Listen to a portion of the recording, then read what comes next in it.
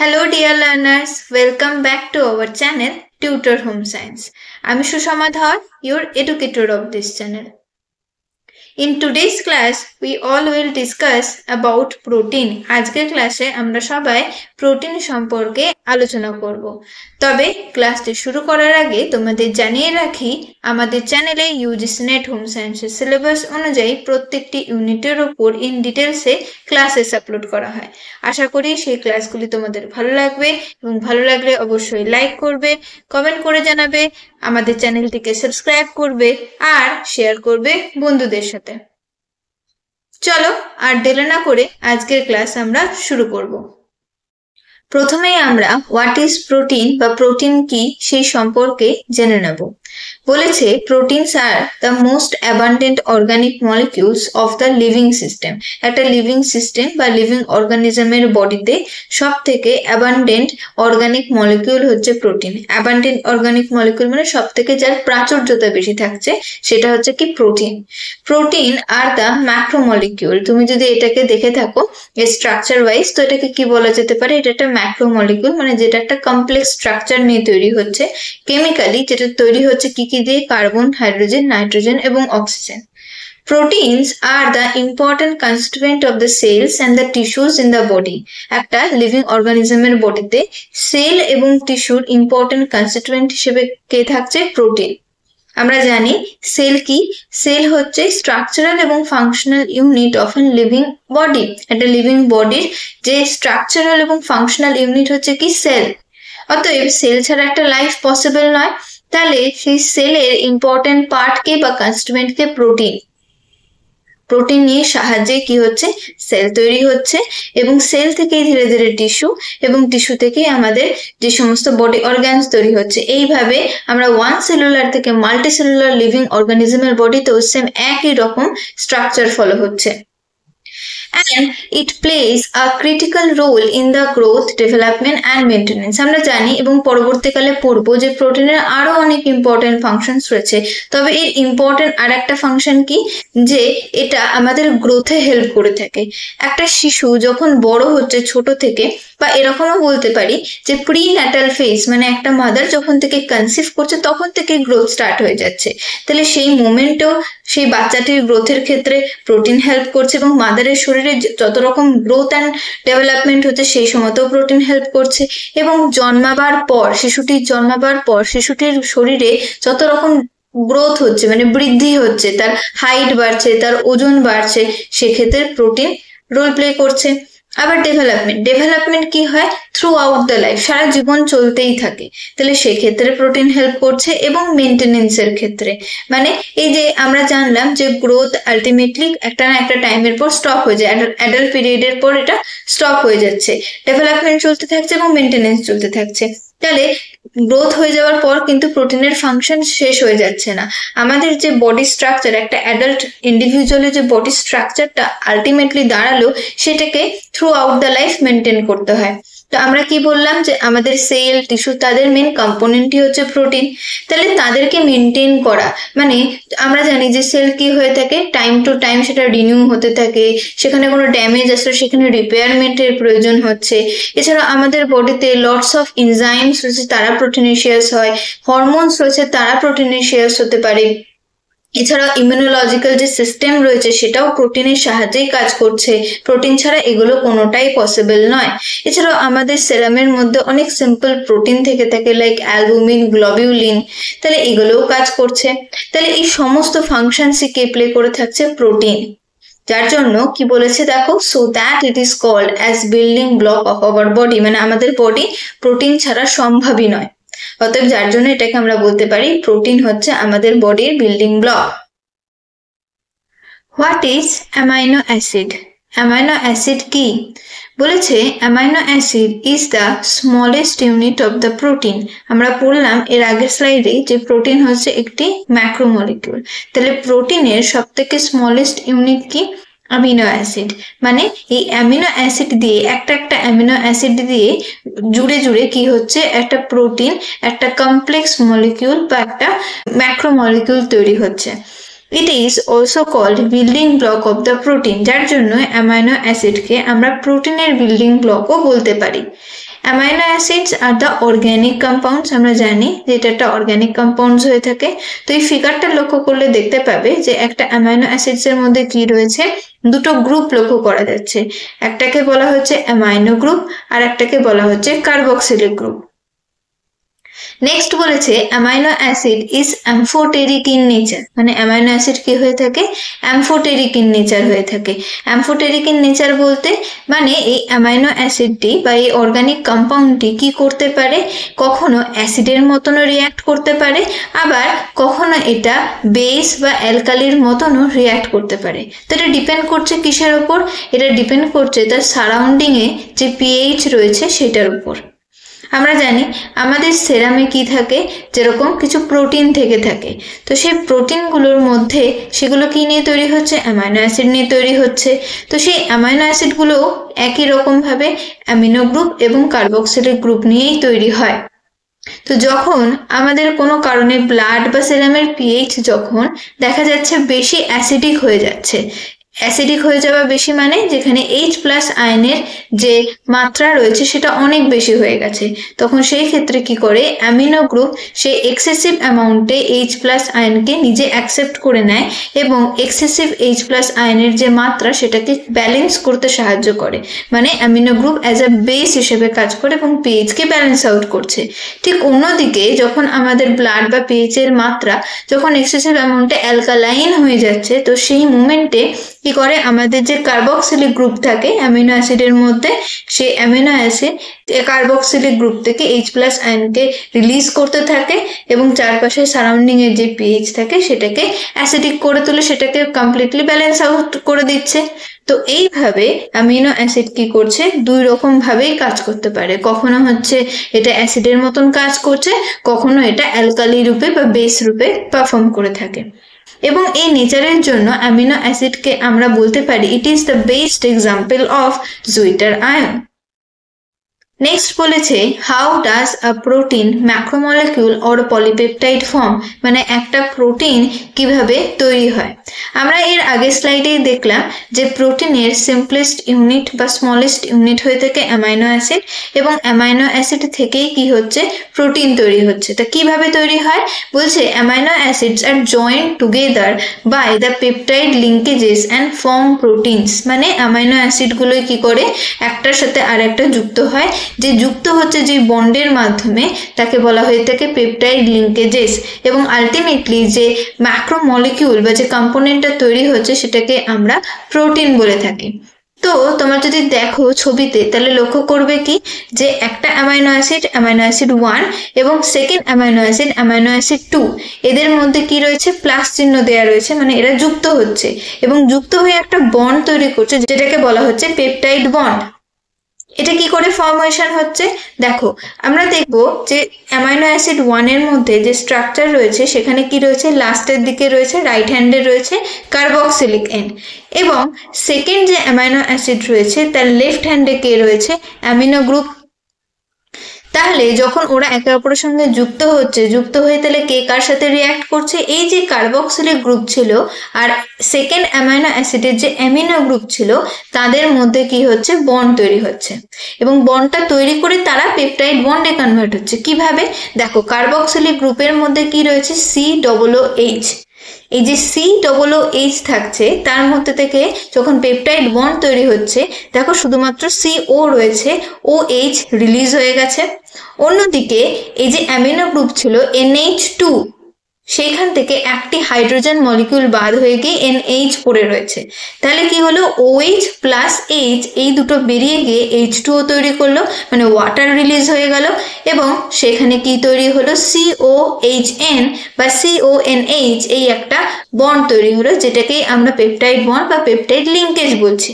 তাহলে এইভাবে দুটো অ্যামাইনো অ্যাসিড একসাথে জুড়ে গিয়ে ডাইপেপটাইড, তিনটে জুড়ে ট্রাই, চারটে জুড়ে টেট্রা, এরকম ভাবে যত সংখ্যা বাড়তে থাকছে তত কি হচ্ছে, আলটিমেটলি আরো কমপ্লেক্স স্ট্রাকচারের পেপটাইড তৈরি হচ্ছে বা আলটিমেটলি কমপ্লেক্স স্ট্রাকচারের প্রোটিন তৈরি হচ্ছে।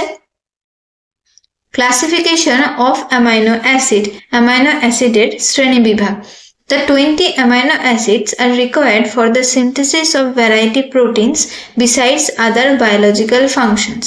আমাদের একটা হিউম্যান বডিতে যত রকম বায়োলজিক্যাল ফাংশন প্রোটিনস প্লে করে থাকে সেই সমস্ত প্রোটিনের সিনথেসাইজেশন করার জন্য টোটালি আমাদের 20টি অ্যামাইনো অ্যাসিডের প্রয়োজন হয়ে থাকে।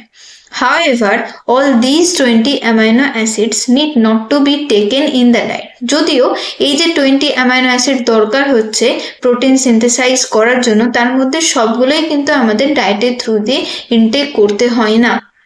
So, based on the nutritional requirements, amino acids are grouped into 3 classes. তাহলে এই যে আমরা রিকোয়ারমেন্ট অনুযায়ী বলে দিচ্ছি যে সবটা আমাদের ইনটেক করতে হচ্ছে না, তাহলে এইটার উপর বেস করে আমরা অ্যামাইনো অ্যাসিডকে 3টে গ্রুপে ক্লাসিফাই করে নিতে পারি। একটিকে বলা হচ্ছে এসেনশিয়াল অ্যামাইনো অ্যাসিড, সেকেন্ড রয়েছে নন এসেনশিয়াল অ্যামাইনো অ্যাসিড এবং থার্ড রয়েছে কন্ডিশনালি এসেনশিয়াল অ্যামাইনো অ্যাসিডস। তাহলে এই 3টে অ্যামাইনো অ্যাসিডস এর মধ্যে প্রথম ক্লাসিফিকেশন আমরা কি পড়ব? Essential amino acids. দেখো বলেছে এসেনশিয়াল অ্যামাইনো অ্যাসিডস আর those amino acids which cannot be synthesized by the body and therefore need to be supplied through diet। মানে আমরা তো পড়লাম যে টোটাল আমাদের 20 অ্যামাইনো অ্যাসিডস দরকার, তার মধ্যে সবগুলো আমাদের ডায়েটের থ্রুতে ইনটেক করতে হয় না। তবে এসেনশিয়াল অ্যামাইনো অ্যাসিডস হলো এমন কিছু অ্যামাইনো অ্যাসিড যেগুলোকে অবশ্যই আমাদের ডায়েটের থ্রুতে ইনটেক করতে হবে, কারণ আমাদের বডি এদেরকে নিজে থেকে সিনথেসাইজ বা জেনারেট করতে পারে না। These are required for proper growth and maintenance of the individual। একজন ইন্ডিভিজুয়ালের প্রপার গ্রোথ এবং মেনটেনেন্সের জন্য এই এসেনশিয়াল অ্যামাইনো অ্যাসিডস এর প্রয়োজন। আর কোন কোন অ্যামাইনো অ্যাসিডসকে আমরা এসেনশিয়াল অ্যামাইনো অ্যাসিডস এর মধ্যে রাখবো? দেখো বলেছে histidine, isoleucine, leucine, lysine, methionine, phenylalanine, threonine, tryptophan and valine.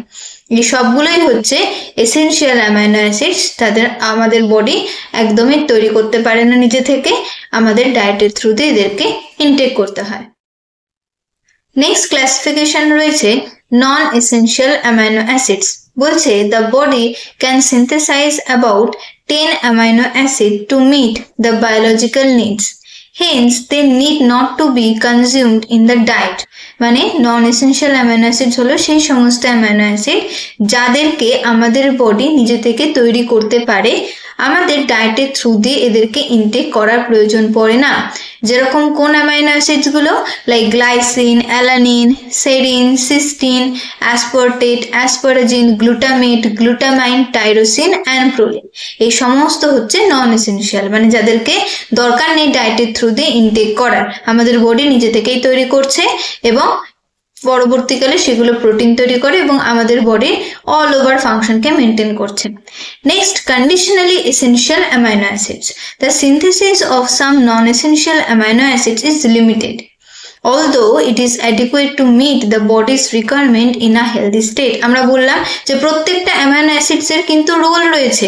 হতে পারে কিছু অ্যামাইনো অ্যাসিডস আমাদের ডায়েটের থ্রুতে ইনটেক করতে হচ্ছে, আবার কিছু অ্যামাইনো অ্যাসিডকে ডায়েটের থ্রুতে ইনটেক করতে হচ্ছে না। তার মানে এটা নয় যে কোনো অ্যামাইনো অ্যাসিডস আমরা বাদ দিয়ে দিলে বা বডিতে সিনথেসাইজ যদি কমে যায় তাহলে আমাদের গ্রোথ বা ডেভেলপমেন্ট এফেক্ট হবে না, হবে। তার কারণের জন্যই বলছে যে কিছু কিছু নন এসেনশিয়াল অ্যামাইনো অ্যাসিড কি হয়ে যায়, এমন কিছু কন্ডিশন আমাদের বডিতে তৈরি হয় যার কারণে তাদের যে সিনথেসাইজেশন বা প্রোডাকশন যে প্রসেস রয়েছে সেটা লিমিটেড হয়ে যায়। মানে হয়তো সাপোজ বলছি 100 গ্রাম প্রডিউস করার দরকার ছিল, সেখানে সেটা 50 গ্রাম তৈরি করছে, বাকি 50 গ্রাম থেকে যাচ্ছে, তাহলে তো সেখানে ডেফিসিয়েন্সি তৈরি হচ্ছে। তাহলে এমন অবস্থায় বাইরে থেকে আমাদের কি করতে হয়? ওই নন এসেনশিয়াল গুলোকে এগেইন ডায়েটের থ্রু দিয়ে ইনটেক করতে হয়। তাহলে এই অবস্থার কারণের জন্যই বা এই কন্ডিশন অ্যারাইজ হওয়ার জন্যই নন এসেনশিয়াল অ্যামাইনো অ্যাসিডসগুলোই কিছু কন্ডিশনের জন্য আমাদেরকে ডায়েটের থ্রু দিয়ে নিতে হচ্ছে। এই পার্টিকুলার কারণের জন্য এটাকে আমরা কন্ডিশনালি এসেনশিয়াল অ্যামাইনো অ্যাসিডস বলছি। তাহলে কোন কোন কন্ডিশন অ্যারাইজ হলে নন এসেনশিয়াল অ্যামাইনো অ্যাসিডসগুলো আমাদের ডায়েটের থ্রু দিয়ে ইনটেক করতে হবে বা তাদের প্রোডাকশন কমে যাবে বলে ডায়েটের থ্রু দিয়ে ইনটেক করতে হবে? যেরকম surgery, wound, sepsis, thermal injury etcetera.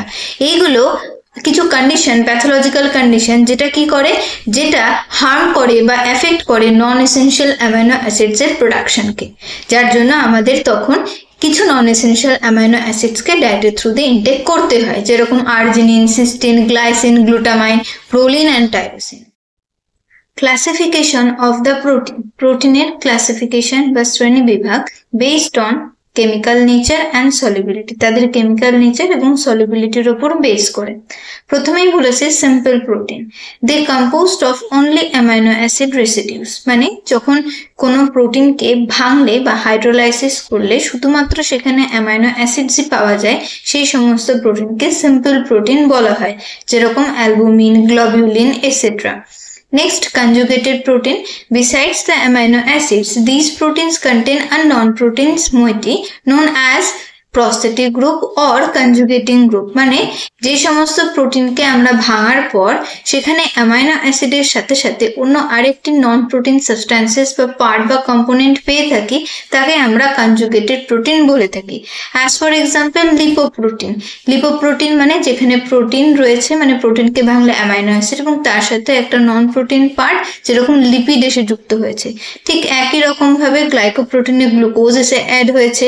Nuclear প্রোটিনের ক্ষেত্রে কোনো নিউক্লিক অ্যাসিড, ক্রোমোপ্রোটিনের ক্ষেত্রে কোনো পিগমেন্ট বা কালার কম্পোনেন্ট, ঠিক একই রকম ভাবে মেটালোপ্রোটিনে কোনো মেটাল এসে অ্যাড হয়েছে অ্যামাইনো অ্যাসিডের সাথে। তাহলে এই ধরনের প্রোটিনকে আমরা কনজুগেটেড প্রোটিন বলবো। থার্ড বলেছে derived proteins, these are the denatured or the degraded products of the simple and the conjugated protein। তাহলে সিম্পল বা কনজুগেটেড প্রোটিন থেকে যে প্রোটিনের উৎপত্তি হচ্ছে তাকে আমরা বলে থাকি ডিরাইভড প্রোটিনস, মানে এগুলো জেনারেলি আমরা নেচারে পেয়ে থাকি না অ্যাজ আ ন্যাচারাল ফর্মে, কিন্তু এগুলো কি হয়, কোনো সিম্পল প্রোটিন বা conjugated protein heat, acid, alkali বা যখন কোনো এনজাইমের রিয়াকশনের কন্ট্যাক্টে আসছে তখন এদের উৎপত্তি হচ্ছে কোথা থেকে, সিম্পল প্রোটিন থেকে অথবা কনজুগেটেড প্রোটিন থেকে। এটা বলাই যেতে পারে সিম্পল প্রোটিন বা কনজুগেটেড প্রোটিন ভেঙে গিয়ে সেখান থেকে একটা অন্য রকমের যে প্রোটিনের তৈরি হচ্ছে সেটাকে আমরা ডিরাইভড প্রোটিন বলতে পারি, যেরকম কোয়াগুলেটেড প্রোটিনস, প্রোটিয়ানস, মেটাপ্রোটিনস, পেপটাইড, এগুলো কি, এগুলো সবই হচ্ছে ডিরাইভড, মানে কোথা থেকে উৎপত্তি হয়েছে তাদের, সিম্পল প্রোটিন থেকে বা কনজুগেটেড প্রোটিন থেকে। অ্যাজ ফর এক্সাম্পল হিসেবে আমরা বলতে পারি এগ অ্যালবুমিন। এগ অ্যালবুমিন কি, এটা একটা সিম্পল প্রোটিন, তো সেই পার্টিকুলার এগকে যখন আমরা হিট দিয়ে কুক করছি তখন সেটা কি হয়ে যায়, কোয়াগুলেটেড হয়ে যায়, মানে জমে যাচ্ছে। তাহলে সেখানে এগ অ্যালবুমিন হিসেবে র অবস্থায় যে সিম্পল প্রোটিন ছিল সেটা যখন হিটের কন্ট্যাক্টে আসলো সেটা কিন্তু কি হলো, একটা অন্যই রকম প্রোটিনের স্ট্রাকচারে কনভার্ট হয়ে গেল। সেটাও প্রোটিন থাকলো কিন্তু সেটা কি হলো, প্রোটিনের এক্স্যাক্ট র ফর্মে যে স্ট্রাকচারটা প্রেজেন্ট ছিল তার মধ্যে সেটা কমপ্লিটলি চেঞ্জ হয়ে গেল, তার মধ্যে কিছু প্রপার্টিজের চেঞ্জেস আমরা লক্ষ্য করতে পারবো। তাহলে যে নতুন ধরনের প্রোটিনের উৎপত্তি হলো সেটাকেই আমরা ডিরাইভড প্রোটিনস বলতে পারি। Next, another classification of the protein, প্রোটিনের আরো একটি অন্য শ্রেণী বিভাগ বা ক্লাসিফিকেশন। বলছে the nutritive value of protein is determined by the composition of essential amino acids, মানে একটা প্রোটিনের নিউট্রিটিভ ভ্যালু কিরকম সেটা কিসের ওপর বেস করে ডিটারমাইন করা হয়, যে তার মধ্যে কতটা পরিমাণে এসেনশিয়াল অ্যামাইনো অ্যাসিড প্রেজেন্ট রয়েছে। From this point of view, proteins are classified into 3 categories. তাহলে এই পয়েন্টের উপর বেস করে আমরা প্রোটিনকে তিনটে ভাগে ভাগ করতে পারি। প্রথমে বলছে কমপ্লিট প্রোটিন, সেকেন্ড বলছে পার্শিয়ালি ইনকমপ্লিট প্রোটিন এবং থার্ড বলছে ইনকমপ্লিট প্রোটিন। তাহলে প্রথমে আমরা জেনে নেব কমপ্লিট প্রোটিন কাকে বলে। These have all 10 essential amino acids, মানে যেই প্রোটিনের মধ্যে 10টাই এসেনশিয়াল অ্যামাইনো অ্যাসিড প্রেজেন্ট থাকছে তাদেরকে আমরা কমপ্লিট প্রোটিন বলে থাকি। And this proteins help in the proper growth, যেই সমস্ত প্রোটিন কি হয়ে থাকে, আমাদের প্রপার গ্রোথে হেল্প করে থাকে। As for example egg albumin, milk casein, specially the animal protein, যারা কি হয়ে থাকে কমপ্লিট প্রোটিনের আন্ডারে পড়ছে এবং এদেরকে আমরা ফার্স্ট ক্লাস প্রোটিনও বলতে পারি। নেক্সট বলছে partially incomplete protein, this partially lack one or more essential amino acid. এই সমস্ত প্রোটিনের মধ্যে কি থাকে, 10টারই এসেনশিয়াল অ্যামাইনো অ্যাসিড প্রেজেন্ট থাকে না, একটা অথবা দুটো এসেনশিয়াল অ্যামাইনো অ্যাসিড এর মধ্যে না থাকতে পারে। তাহলে এই ধরনের প্রোটিনগুলোকে আমরা বলতে পারি কি পার্শিয়ালি ইনকমপ্লিট। তবে এরা গ্রোথকে প্রমোট করলেও প্রপারলি প্রমোট করতে পারে না, মডারেট ওয়েতে প্রমোট করে থাকে। যেরকম wheat and the rice protein, mainly plant protein যারা হয়ে থাকে তারা কি হয়ে থাকে, পার্শিয়ালি ইনকমপ্লিট প্রোটিন হয়ে থাকে। নেক্সট থার্ড রয়েছে incomplete proteins. This are the completely lack of many essential amino acid. তাহলে যেই সমস্ত প্রোটিনের মধ্যে 10টা এসেনশিয়াল অ্যামাইনো অ্যাসিডের মধ্যে প্রায় অনেকগুলোই প্রেজেন্ট থাকেই না একেবারে, সেই সমস্ত প্রোটিনকে আমরা ইনকমপ্লিট প্রোটিন বলতে পারি, যেরকম জিলাটিন, জেইন এটসেট্রা। তাহলে আজকের ক্লাসে আমরা অ্যামাইনো অ্যাসিড এবং প্রোটিনের বেসিক্স নিয়ে আলোচনা করলাম। নেক্সট ক্লাসে আমরা প্রোটিনের ফাংশনস নিয়ে আলোচনা করব। আশা করি আজকের ক্লাসটি তোমাদের ভালো লেগেছে। ভালো লাগলে অবশ্যই ভিডিওটিতে একটি লাইক করবে, কমেন্ট করে জানাবে, আর টিউটর হোম সায়েন্স চ্যানেলটিকে সাবস্ক্রাইব করে রাখবে। Thanks for watching.